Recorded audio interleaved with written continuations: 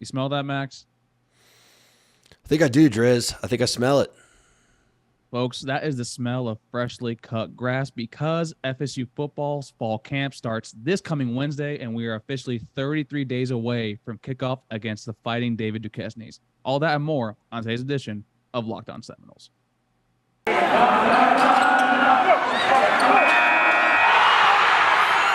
You are Locked Seminoles, your daily podcast on the Florida State Seminoles, part of the Locked On Podcast Network. Your team every day.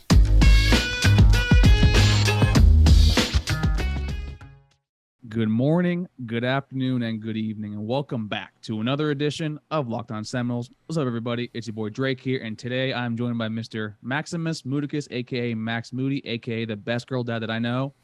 Max, what's up, my guy? Dude, it's a good day, man. It is Tuesday as the people are listening to this, which means Florida State's football team is reporting to fall camp. They'll start practicing tomorrow. And dude, it's that time of year where the song "Homegrown" by sorry, I've had COVID. My brain is totally blank, but one of my favorite is the Zach Brown Band. Oh my God. Where "Homegrown" by Zach Brown Band goes from depressing to exciting, because that's the game day intro song for those of you that don't know. When really? that song, yeah, I got some actually. good friends that, That's a good song, actually. Okay. when that song comes on the playlist, like in March, it's just depressing. It's like, but when that song comes on, dude, and it's July and it's like the mornings it's still hot, but it's a little crisp. It's not like a June morning where it's already baking you in. I'm excited, brother. I mean, nothing beats that song. I actually didn't know that was because, folks, as you can tell, I'm not the big country music guy. But before we get into that, folks, thank you guys so much for making Locked On Seminoles your first listen each and every single day. And Max, as you said before, the fall camp starts tomorrow, Wednesday. So actually, we're 32 days away. I forgot that we're dropping this on Tuesday. So let's just go right off the rip. Fall camp last year, we had Mackenzie Milne and Jordan Travis somewhat battling, even though you can kind of, you were in the camp that JT kind of earned that right from last year. And then we saw further down the road where basically Mackenzie Milne probably wasn't a legitimate option even going into camp or even throughout camp. So I kind of want to ask you, how do you think this fall camp will be a little bit different with JT, and will he be able to actually make the improvements that people actually want to see him making for this coming season? Well, Drake, I'm going to give the haters what they want. I mean, we got to start off with, is he going to stay healthy? That was the issue last year, was Jordan Travis apparently was not healthy for all of fall camp. So there was a battle going in, and, he just wasn't, again, according to everyone you talk to now, available enough to really cement himself as the starter, even though he ended up starting the Notre Dame game. He apparently missed quite a bit of camp, and that's why, going into Jacksonville State, there was obviously some question about who the starter should be. And I think it's going to be the first time that Jordan Travis has ever gone into a fall camp as unquestionably the starter. And I think we're going to see what kind of quarterback that makes him. And how do you, think that would actually help someone like JT? Because like you just said, he hasn't been the number one option, whether at Louisville, whether his first year here when James Blackman was here, second year, and then even the third year, where basically not some rando, because Mackenzie Milne, when he was fully healthy, was people had as a dark horse Heisman candidate. Actually was on projected draft boards. Like, what do you actually think will do this for him actually going into camp? It just depends on the kind of kid you are, right? Like for me, I was a pretty darn good wrestler for my own right. I wasn't amazing, but I was pretty solid, and it didn't matter who the other kid was. Like if it was a sophomore or whatever, I hated having to wrestle off. Which is, in wrestling, you actually have a match internally to decide who wrestles that weight class. It could be a kid I knew I was going to pin in 2 seconds every time. I did it in practice every day. I always performed my best. I practiced my best when I knew I was just focusing on preparing for what was ahead against the other teams. I hated internal competition, not in the way of like I criticized McKenzie for it, like I was going to give someone my spot. I sure as hell wasn't going to do that.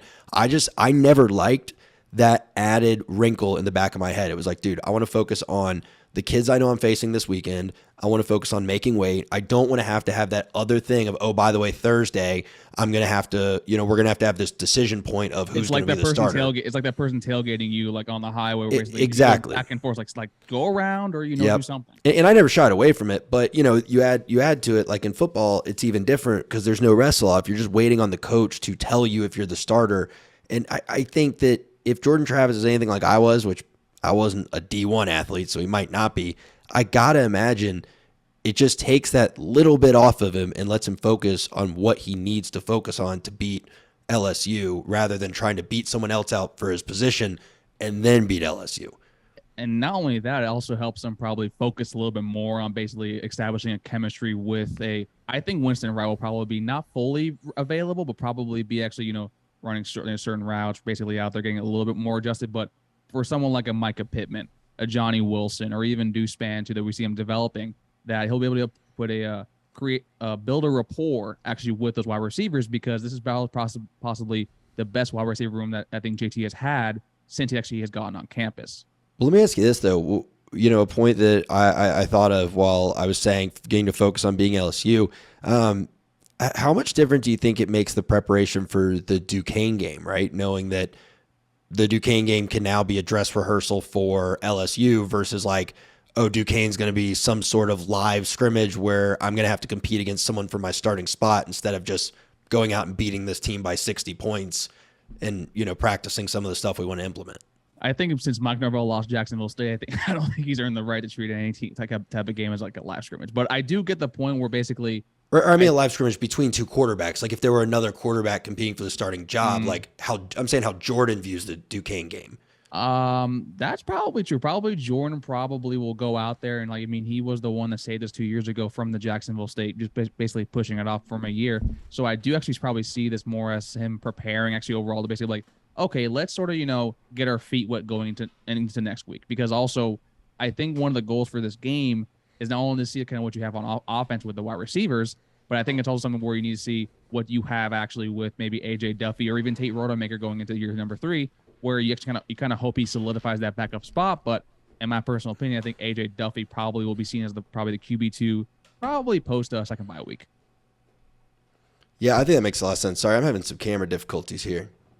Oh, no, that's fine. You deal with those camera difficulties, and then we'll talk about our friends over at Built.com with the delicious Built bars. As you folks know, Max is the Brigadier General, the Peanut Butter Brownie Brigade. Dave is the cookie connoisseur, and your boy is the Cherry Barcia Casanova. But, there are 16 delicious flavors to choose from besides those other 3. You also get the puffs. The puffs are delicious. I actually have a bunch of the churro, the s'mores, and the cookie dough chunk, and they are delicious. So head over to Built.com. Use promo code LOCKED15. That's LOCKED15, LOCKED 15, and you'll get a 15% bonus off of your order. Once again, head over to Built.com, and folks, let's get healthy together. All right, we're back once again with your favorite Florida State Seminoles daily podcast. And Max, overall from fall camp, we always kind of have expectations going into it. Dave and I kind of already discussed it with our hot take segment. We'll get your thoughts, towards the end of today's show. I kind of want to ask, what do you expect? Let's start with the offense first. What do you kind of want to hear or expect to see from this offense throughout the entirety of fall camp, start to finish? So I think that Cam McDonald has become the David Cutcliffe of the Florida State Seminoles. And what I mean by that is that we talked a lot, I think a year or two ago when we had some Duke guys on to talk about the Duke game, about David Cutcliffe, their head coach, being a victim of his own success, right? He was really the only thing good to ever happen to Duke football ever since Steve Spurrier left. And because of that, he kind of got himself forcibly retired when he stopped being as good as he was because Duke's expectations got higher. I think Cam McDonald was the only good player on this team for an entire year at one point, or at least consistently. And I think now he's going to be a really good pass-catching tight end. Is he a good run blocker? No, but does this offense ask the tight ends to do a ton of hand-in-the-dirt run blocking? No, they ask him to do a lot of H-back motion blocking. They ask him to do a lot of squat backs, downhill gap type stuff. You see a lot of cap blocking, which is center and tackle blocking when the guard pulls out, and you'll see him in a squat back come and fill that.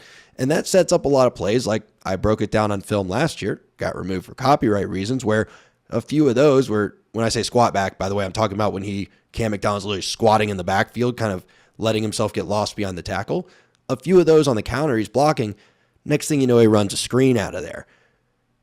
Now, we watched the spring, and Cam McDonald didn't look like he who shall not be named from the Florida Gators, right? He wasn't Kyle Pitts. And there was sort of this narrative that started as a whisper and developed into just a basic fact of the zeitgeist that Cam McDonald isn't worth anything anymore because he hasn't taken a step forward. And yeah, he hasn't taken a huge step forward, but he's still a 4-star tight end. He was still your second leading touchdown catcher last year. He was still one of the best guys to block for you out in space on screen passes. And I just think Cam McDonald is someone that we really should stop looking at through such a disrespectful lens as the media, because I've done it myself. And I think he's going to be a very serviceable tight end this year, frankly.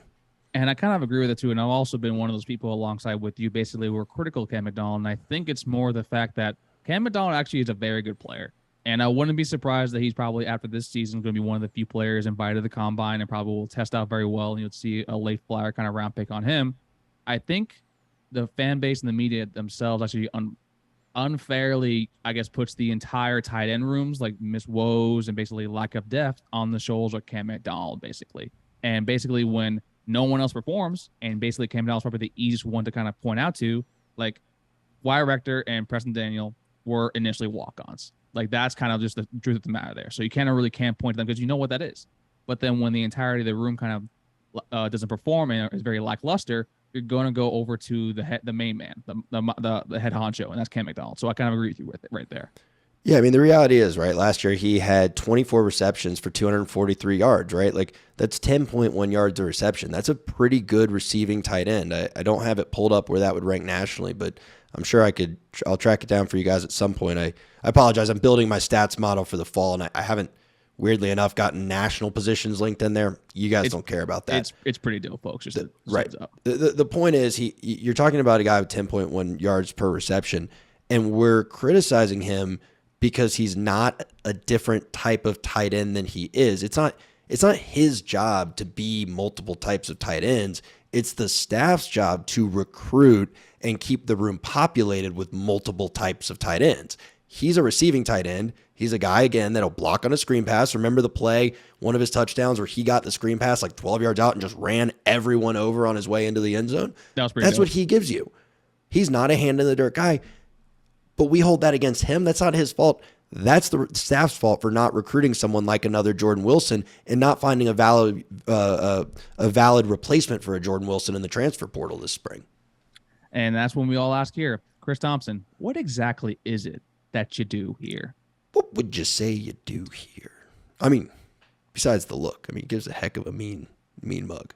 But anyway, that's what I'm going to most look for in fall camp to round out the question. And folks, if you get the reference, please drop the movie down below. But no, I mean, I completely agree with that because basically, I mean, with Cam McDonald, it's like you're right. I think we ask him to do so much different things where basically the things that we do ask him to do are pretty good. And we can't hold the failings of basically his business assistant coach and also the recruiting overall kind of on his shoulders.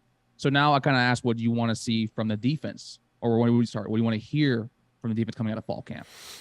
Well, I want to see it because I actually do plan to be there a little bit. I'm gonna try to spend a few days in Tallahassee, and y'all have met our correspondent Hunter, who will be on the show later this week. Who he's going to be on the ground there when fall camp starts as well, getting some insights for us, checking in on the strength and conditioning program, all that.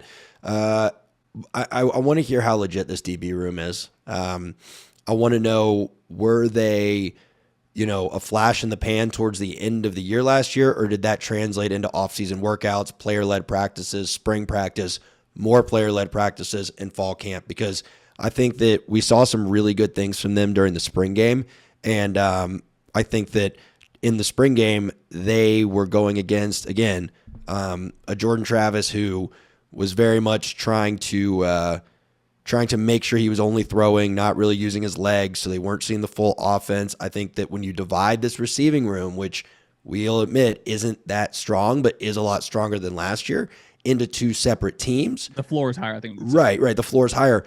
You're not always getting the A team, right? And the B team isn't great at all. So I'm interested to see like one-on-one, ones on the ones, and then ones on the twos. Is this DB room legit, or is it just the best of what was a pretty average defense last year? Yeah, I can kind of agree with that. I know Dave and myself will be talking about the defensive backs, whether that was a net positive, stay the same because we still can't figure out a word for kind of the middle, or was it a net regression kind of from last year? And spoiler alert, I think it'll be a net positive primarily because you see the emergence of a Omarion Cooper as well as Kevin Knowles too. Like those are kids that are going to be great. And also with, Azaryeah Thomas is already was getting all these rave reviews in spring, so I'm actually very excited to see them. And then me personally, I'm excited probably most to see the linebacking play. And basically, I see how Kanan Deloach and Tatum Bethune basically will be your two starting linebackers. I think Amari Gaynor will be relegated to more of the reserve role and maybe also the pass rushing defensive end role, basically, which I think he's more of a fit there because coverage-wise, he did improve last year, but he still isn't probably one you kind of want to put out there on an island at all. But to me, I think with Kanan Deloach, Tatum Bethune, those are the two that I kind of want to see. And then before we go over to kind of the hot takes, and then I'll give you mine and Dave's from about a few weeks ago, I want to ask you, this will be kind of now in the opposite direction. What is something that if you hear basically coming out of fall camp or you see in fall camp that will be kind of a cause of concern for you heading into the season?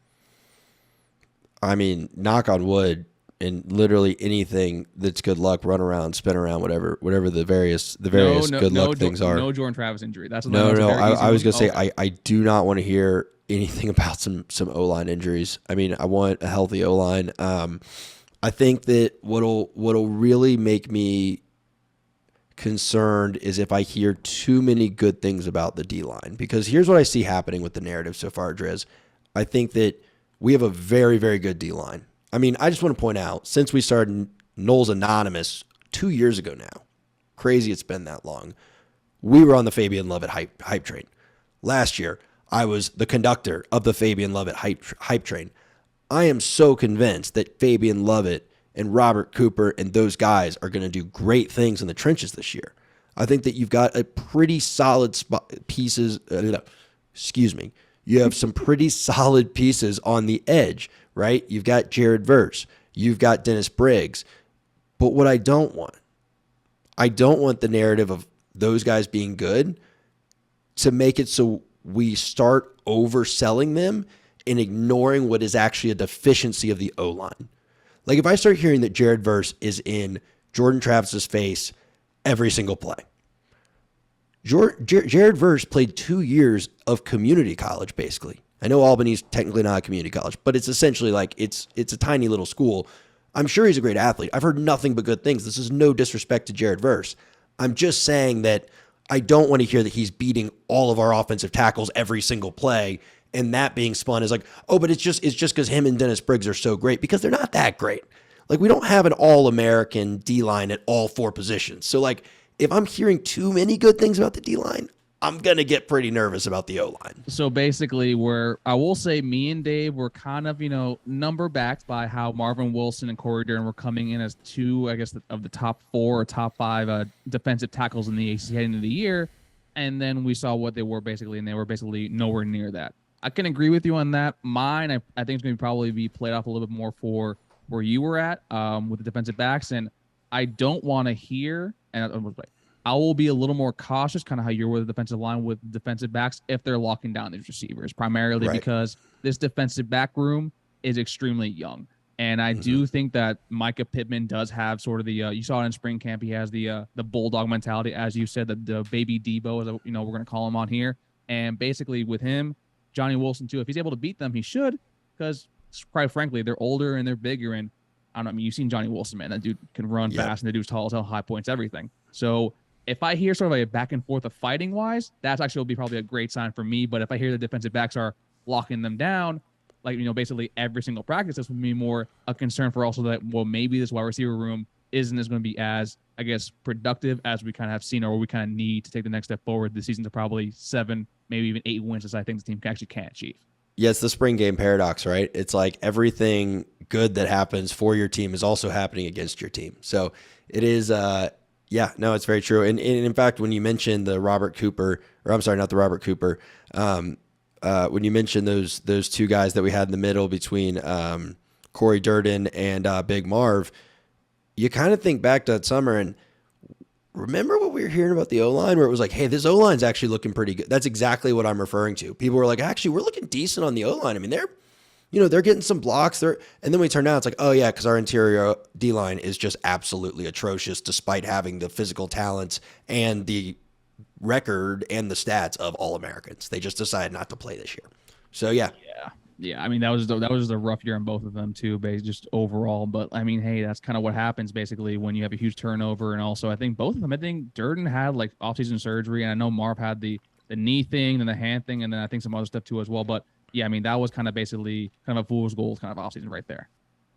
And now, Max, we're gonna wrap up today's show, and I know you are a fan of hot takes. The hotter, the better. Even though you're not big of a spicy food kind of guy, but let's see how high we can get with this. So basically, from a few weeks ago, we had the folks kind of chime in themselves. Dave had his. I think Dave had it basically that the team will lead, I guess, the conference in turnovers, be top 5, top 10 in the country with turnovers.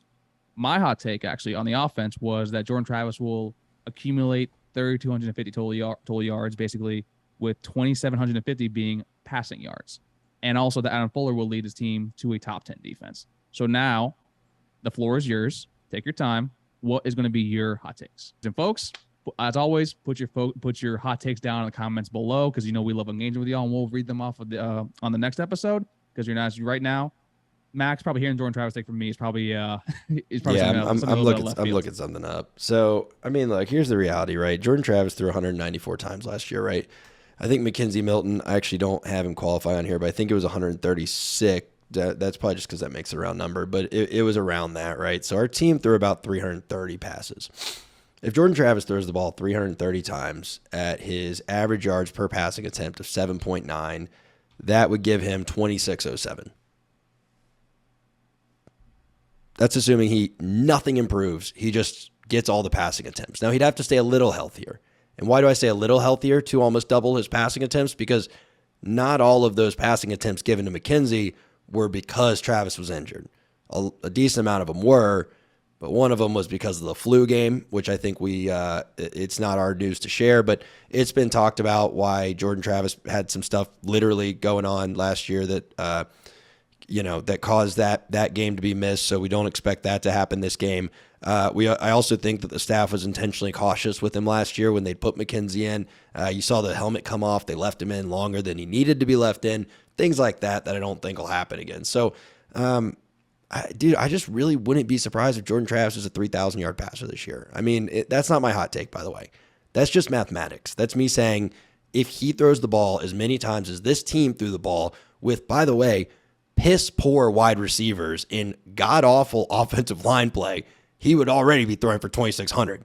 So all I need him to do is to improve from last year to this year less than he improved from the year before to last year, and he's going to hit 2,600 yards. So I think 3,000 yards for him is realistic. My hot take is that I think you're going to have at least 3 receivers with 5 touchdown catches. Last year, you only had 1, and it was Ontario Wilson. I think this year you're going to have 3. I think it's going to be Mycah Pittman. Agreed. I think Keyshawn Helton is going to be a surprise guy in the slot. And I think Ja'Kai Douglas is going to catch at least 5 touchdown passes from various spots on the field. And you might have somebody like Malik McClain that gets a few red zone, but those are my 3. I think it's 3 little guys. I think it's 3 speedsters. And you may say, Max, why is it all the kind of slot guys that maybe are a little shiftier? Well, that's because we finally have the body diversity to have big threats on the edges and open up the middle of the field for these guys. I mean, right now we've seen it. How much of a threat is Ja'Kai Douglas running the wheel route? Pretty solid. Okay, give me a guy who's 6'4" and Deuce Spann, who's fast as crap, who I'm not saying he can catch, but he's got 5 catches in his whole career. 3 of them are touchdowns and 1 got to the 2-yard line. I don't need him to do that. Put Deuce Spann on the left side as a decoy, running that 4.3, 4.4 speed, and then let Ja'Kai Douglas run a wheel route and see how much more open he is, right? He's already getting open with no threat on the other side. And then do the same thing for Keyshawn Helton.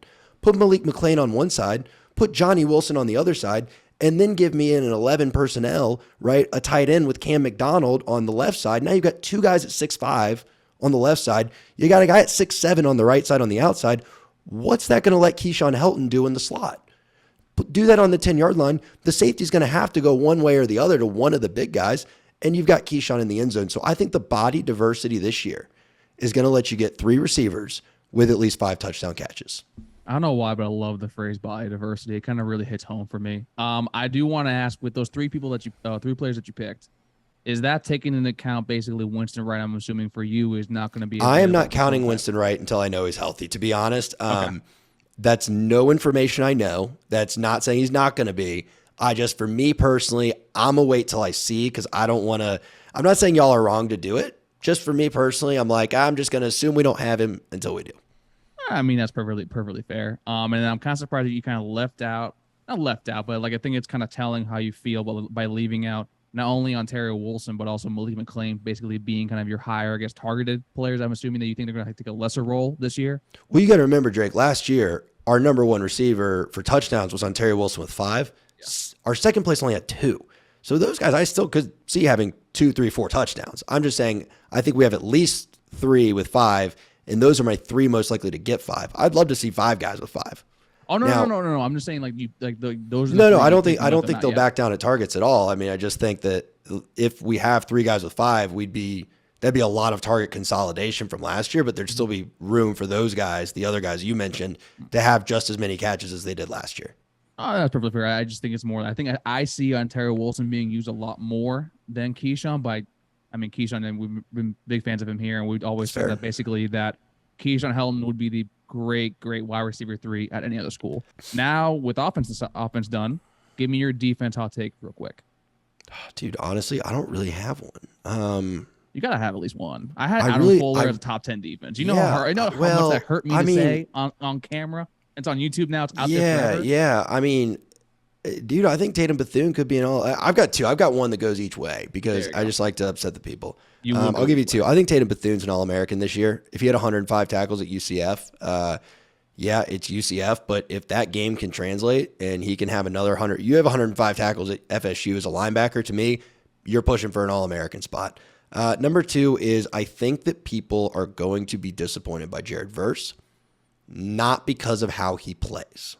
I think that people will be disappointed by Jared Verse because it is his first of 2 years and he's coming from the FCS level.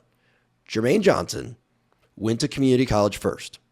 Then he went to Georgia, the best defensive player producing factory college football has seen in 3 decades. That is where Jermaine Johnson came from, playing in the hardest conference college football has ever seen. That's not where Jared Verse came from. Is the natural athletic ability there? Yes. Is the chippiness there? Yes. Is the getting after it? He's pushing guys, he's talking crap, all that. Is that there? Absolutely. But we're comparing him to a guy that went to the place that makes Bugattis. And maybe they just didn't slap the logo on it, right? They changed the logo out, but it was still made the same way they make the Bugatti, right? We're comparing that to the best thing Fiat has ever made. Now, could that win a couple races? Absolutely. Fiat knows how to make an engine. But it's going to take some time with him. So I think we'll be disappointed by Jared Verse because we will be so expectant of him to pop from moment number 1. And I think he's a 2-year developing player where not this year, but the next year, he'll do some pretty amazing things. And there will be flashes this year, but it will not be Jermaine Johnson 2.0. And that's why I've always said that I don't think Jared Verse will start actually for FSU in the defense until maybe the 3rd or 4th game, primarily because the jump from the FCS level to the Power 5 is a lot to ask for. And also, I think you, myself, and Dave had always said, this kid is not Jermaine Johnson. Jermaine Johnson is probably going to be one of the most special players to actually ever come here. The way he did in 1 year, I probably would put in the top 5 for every Seminole ever actually has come through here. The instant impact, basically the culture changing, and then also he kind of seems basically being a 1st-round pick from being a bench warmer last year on basically, like you said, probably one of the best defenses that we've ever seen. So, I mean, I got nothing else to add to that. Max, you have anything else to say to the folks before we get them out of here? No, I mean, look, I'll say what everyone else has said. If Georgia had a looking glass to see into the future, they would have dropped a massive bag on Jermaine Johnson, not let him leave. Maybe give him one of the Bugattis. Seriously. I mean, they would not have let him leave. And now they still won a national championship, so they weren't hurting for him too much, but they wouldn't have taken the risk of letting him go. That was a special situation. That being said, I think the biggest hot take is that we should all be very excited for this football season. We're not going to win a national championship, but I think that this will be the first season in a while where we will be happy more often than we are sad. And that is something I haven't been able to say about Florida State football literally in years. So very much looking forward to it. And also, I think with this football season, we'll know exactly where we stand, not only along the college football landscape, but in the ACC, and we'll finally actually get a full answer on what we have with Coach Mike Norvell and the staff. But, folks, that's all our time for today. Please, if you can, don't forget 5-star reviews, Our podcast, Spotify, Stitcher, or wherever we get the podcast from. And, Max, let the folks know what to do on YouTube. Oh, guys, when you're on, or girls, of course, when you're on YouTube, you're going to want to make sure you subscribe to the channel. You're going to want to make sure you hit the bell. That way you get notifications when we drop the episodes at 7 a.m. Eastern time. If you're up earlier and you're on Central, Mountain, or Pacific, well, you are in luck. And make sure you like the individual video. And if you're at it, if you're already down there hitting the thumbs up, drop us a little comment. Tell us what your hot take for the season is, and tell us what you liked about this video or what you want to hear on future videos. Because always, folks, we get to do this each and every single day with your love and support, and we thank each and every single one of you. That being said, this was Drake. That was Max, and we'll see y'all next time on Locked On Seminoles. Take care, everybody. What's your tagline? Did I say something? It's turbo time. That's a good movie, actually.